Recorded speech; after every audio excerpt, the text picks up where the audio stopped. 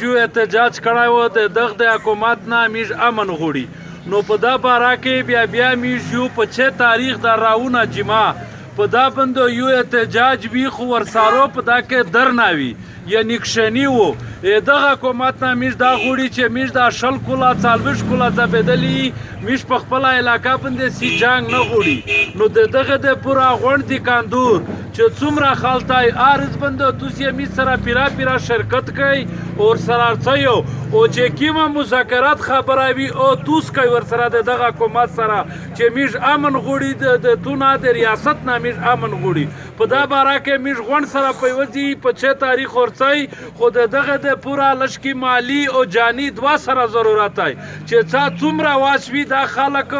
مختلف دي کې کمپاینونه وکړل خو په خپل ریپای باندې وس چونکه درنادو په درنا کې خرچا شي چې څومره واسوي چې دغه ظالم ریاست ته سیمې جوړایي چې میږ امن غوړي خلک د نوي کول خوشحالي مناوي میږ څه په داب نه لګي چې امن راځي